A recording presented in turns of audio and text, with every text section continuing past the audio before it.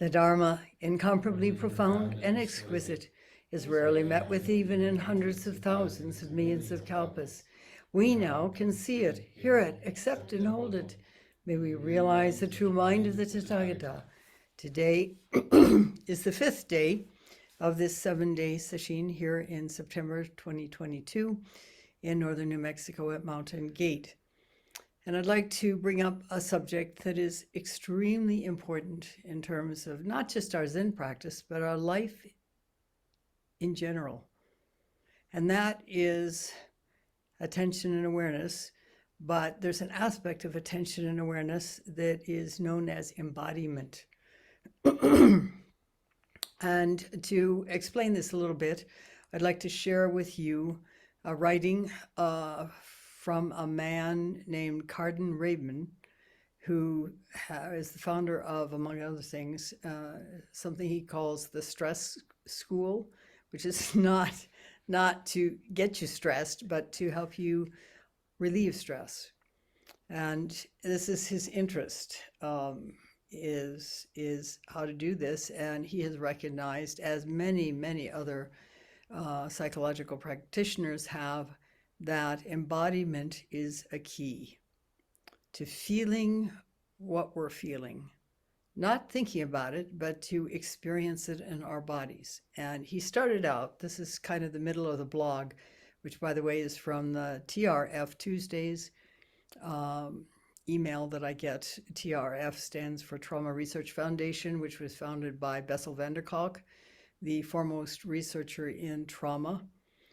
And every Tuesday they send out an email with different articles.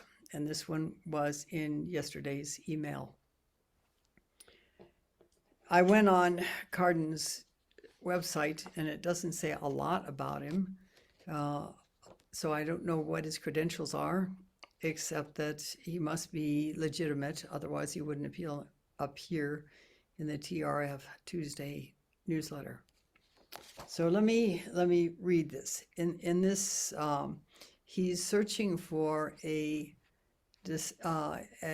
definition of embodiment, and he went through several different dictionaries and states what they say, but then he comes upon another definition which he feels is more apt. Let me share this. As I was researching and considering my own definition, I came across this offering by Anne Sophie Biasetti. Embodiment can be simply defined as living life informed through the sense experience of the body. And that, in a nutshell, is what is essential for success in our Zen practice, not to mention success in life. But it comes with some challenges. For some people, it comes with an enormous number of challenges. If we have been traumatized in any way, anywhere from relatively minor trauma to major trauma, our response to that is naturally self-protective, and it involves some level of distancing ourselves from our feelings, our sensations in our body, because those are not at all comfortable. And even just in general life, even without trauma, we're taught to spend most of our time thinking.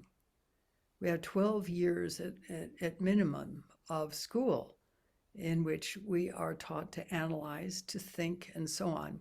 And to be sure, having lived in many different countries throughout the world and experienced firsthand, in some cases, their ways of teaching, this is actually quite an excellent way to teach, except that it leaves something important out.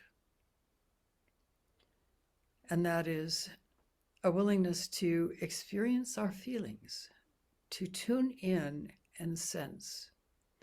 So let's continue with this article.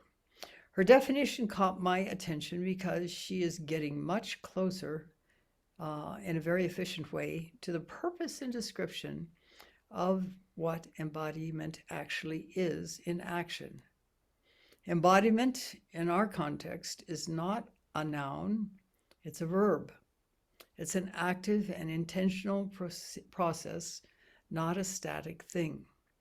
Furthermore, it's a choice to consciously inhabit the full spectrum of our experience of being a human being, not dissecting different sensory pathways. It is not a, quote, set of practices, close quote, intended to create certain, quote, desired therapeutic outcomes, close quote. Though we use practices to learn how to embody, they're like a baseball player hitting balls in a batting cage. The point isn't to hit balls over and over again. It's to hone one's overall ability as a baseball player. In other words, please do not miss the forest for the trees.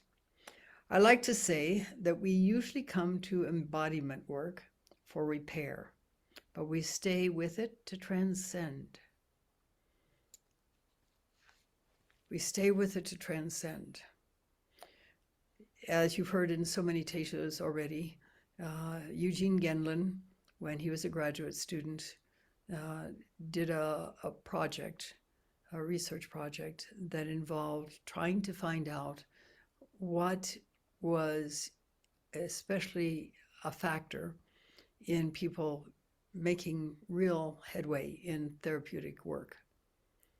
When they go to a therapist, there are people who can literally, quite literally, there was a study on this many years ago, spend decades, often going 2 to 3 times a week for an hour apiece with a therapist, and come back with a really excellent understanding mentally of what's going on with them, why they're caught, for example, but absolutely no freedom from it.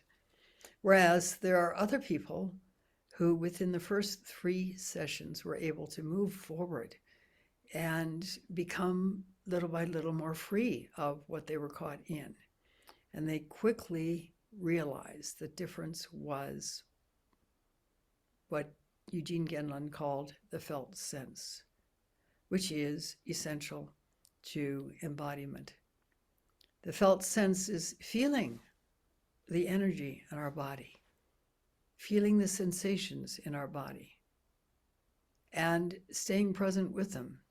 It is not something that anyone who has had a difficult event in their life, and believe me, there's plenty of difficult events in people's lives, just go to high school. And the result is we tend to use the only escape mechanism we can come up with, which is not to go into our body, but quite the opposite, to shut down our awareness of our sensations in our body.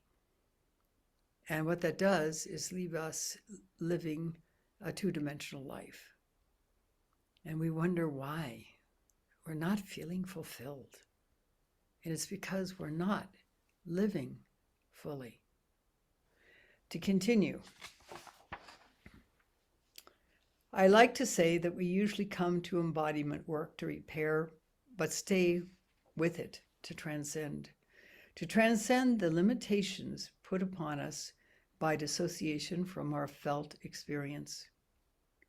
When we can safely embody again, life goes from black and white to technicolor, from pixelated to high def, from 2D to 3D. Before embodiment, I knew I loved my wife. After embodiment, I could feel my love for her. So with inspiration from Anne's wonderful, simple definition, and incorporating the specific purpose of embodiment as I have applied it in my own life and that of my clients, I took the liberty to form the following definition.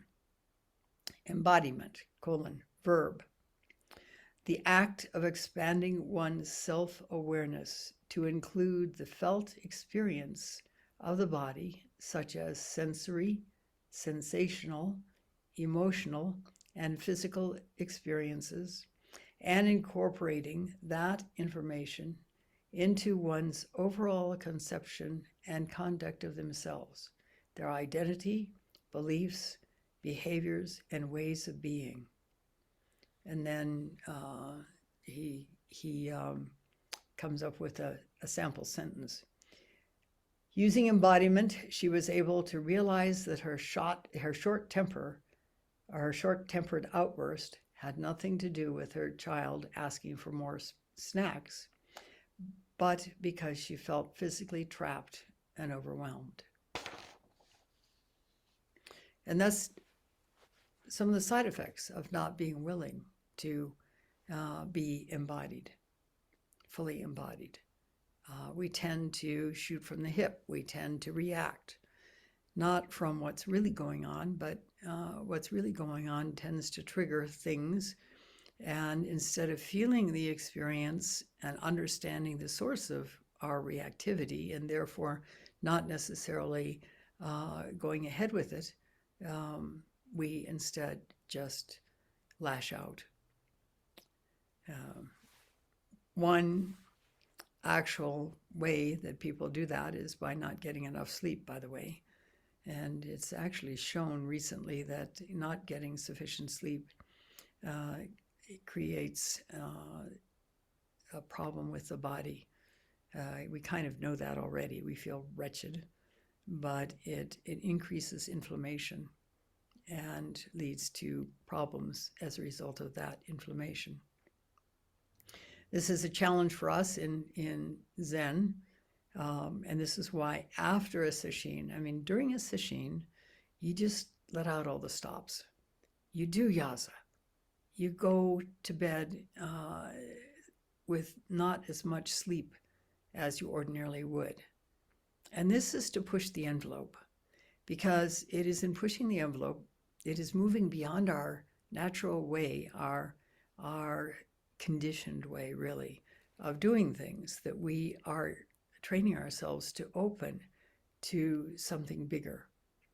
And but after sesshin, it's important to get extra exercise, extra zazen, and extra rest to balance that out. If you don't, you're going to, particularly if you're surviving on coffee or black tea or green tea, you're going to find yourself very angry a lot of the time. And that's not particularly helpful in your own life. It's not particularly healthy either, although coffee and green tea and black tea are healthy in moderation.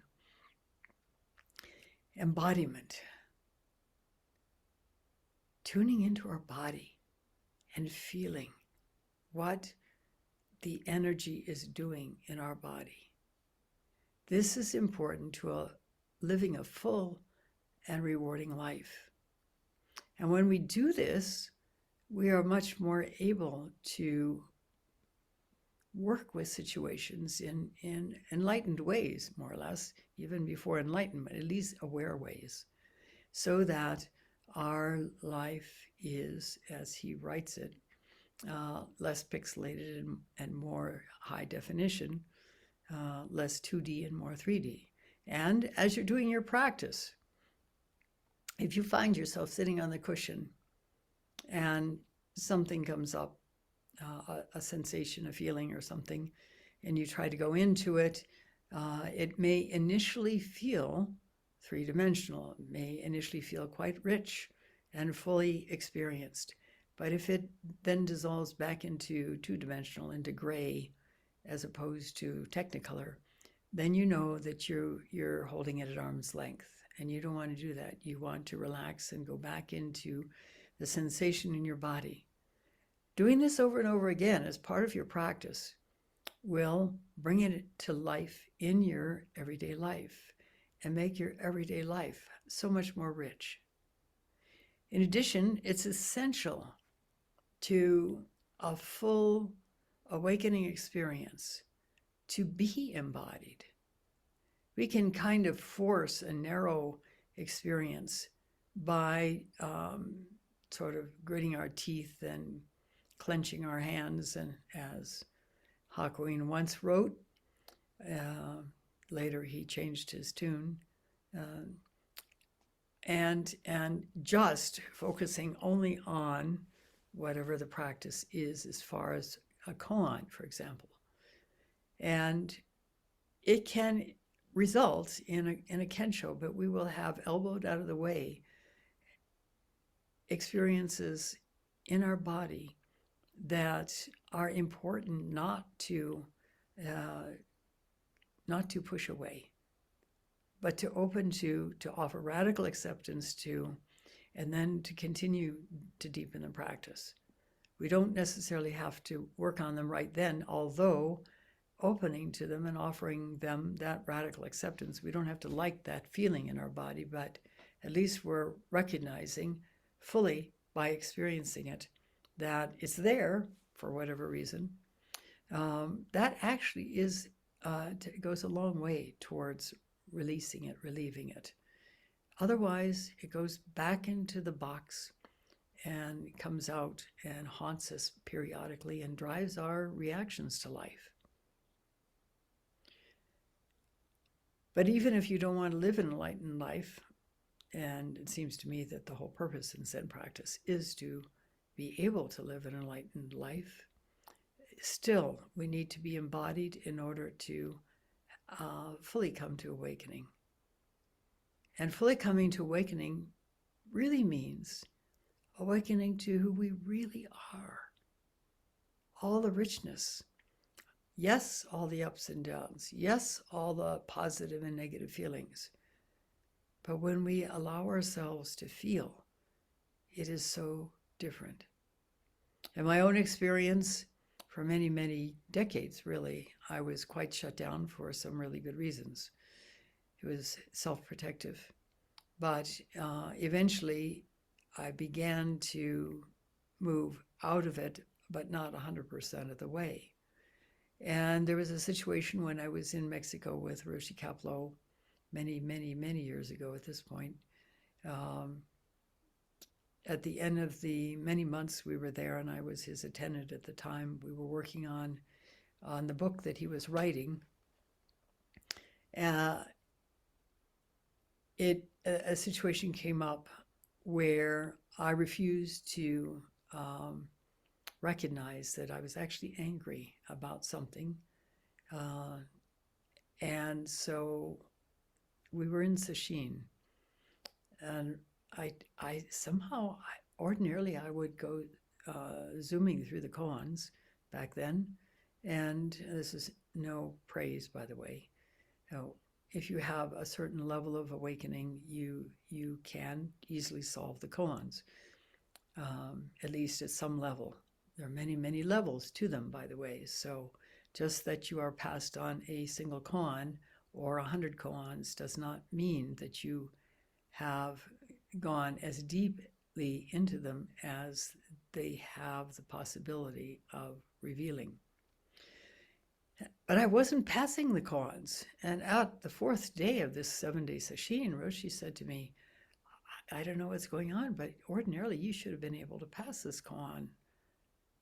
And all of a sudden I realized what was going on, and that was that I had shut down. In order not to feel the pain that was driving the anger that I was trying not to feel, I had shut down. And that made me realize that it's not possible to live your life only with the positive feelings and not with the negative feelings. Once I was willing to dare to open up again, feel the anguish that I was behind the rage, and feel the rage too, by the way, then I was able to move forward in the koans again. But this is why embodiment is so essential to Zen practice. We can't really do deep Zen practice without it. And the examples we've had in America of people who are supposedly authentic Zen teachers, and some of them are from outside the United States, and some of them are Americans. At least 2 of them that I know of are Americans. And I suspect there are many more. When Roshi Harada Shodo Roshi was asked by Yvonne Rand in her kitchen one time when we were all on our way to, well, not all of us, Chisan and the Roshi and I were on our way to Japan after a sesshin at Tohama Monastery, and we were stopping down in San Francisco where Yvonne had a little zendo called Goats in the Road Zendo. And we were going there because Roshi's friend who had started Commonwealth, which was a multifaceted organization that initially developed in order to help treat cancer, but expanded beyond that.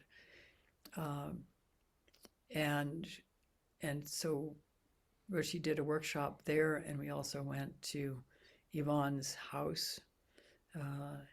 And Yvonne said, and she had been a student of the San Francisco Zen Center, and where one of the bad apples was teaching. And her daughter had actually been one of the victims of that person. And she said, how can a Zen teacher who is fully authorized do things like that? And Roshi immediately said, they didn't spend enough time in the monastery, meaning their training was not deep enough. They had not trained long enough to let go the sticky places where they were still caught. This is all the more reason why, particularly if any of us are even in some way on a path to teaching Zen, that we have to fully embody our experience. We have to tune in. It's essential. We can't really meet other human beings unless we are in tune with ourselves, which allows us to be in tune with those other people. I cannot emphasize how important embodiment is.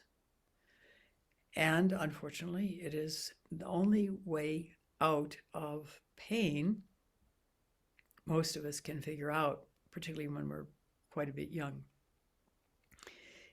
Nowadays, the therapeutic community is beginning to realize how vital it is, starting with Eugene back in the very early 1980s, late 70s, when he was doing his research. That was quite a while ago, and he died a couple of years ago in his 80s. So don't be afraid to tune in. It takes time for most people to learn how to do it, because most of us are so practiced in not doing it that it's an automatic habit pattern to immediately shut down uncomfortable feelings.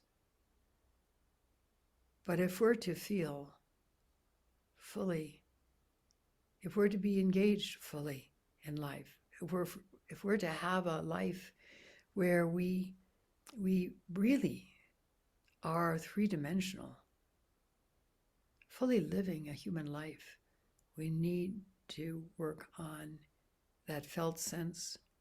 We need to work on being embodied. And of course, one of the most effective ways to do this, although it's not limited to Zen practice by any means, is through the Susokkan, the extended out-breath. Because it's important as part of that extension of the out-breath to feel the sensations in our body as we are breathing out. We're not searching for something. We're open to possibility that something might be revealed at some point. Although if you're looking for it at the bottom of the breath, you might have a long time, because although the extended out-breath is essential to the fast track of opening to reality, normally what happens is as we get more and more present, more and more embodied in our experience at different times in our life, just as we're heading to sleep one night, or just as we're waking up one morning, suddenly we have a deep insight, or we're about to pick up a cup of coffee and suddenly there's an insight. But when that happens, it's as a result of the Zen practice. And if you're doing this with Sokan, which you can do when you're doing koan work as well, it's particularly effective. And that's how it works. Even though I was on quite advanced koans, if you want to call it that, there's a lot of koans. I think the number that is sort of official is 1,750. Not that everybody does every koan, but in the Rinzai sect, there's a lot of them. And so I was at Sogenji, and I would be working on subsequent koans. And after memorizing the koan, sometimes they were 2 pages long, by the way, I would get a sense, sink into the sense in my body, and do Susokan until I got up to the student bell, ready to go into Sanzen. And then I would once more pull the wording of the koan back up, because I was going to have to repeat it as soon as I went into Sanzen. And then go into Sanzen, repeat it, and the Roshi would respond. Most of the time I was doing Susokan, because that's how you work on koans, whether it's a breakthrough koan or subsequent koans. Because what it does is allow you to sink beneath the cloud, so to speak, of thought, of conditioning, and so on, to that wordless place where understanding can come forth from. So this is how to work on koans. And essentially, embodiment is a prerequisite and an ongoing part of that practice. And Susokan, the extended out breath, is an extremely effective, dynamic practice that brings it forth much faster than simply doing a plain breath practice. So I think that's enough for today. I thank you for listening. We'll stop now and recite the 4 vows. And then, of course, there's going to be probably about close to 20 minutes left in the sitting period.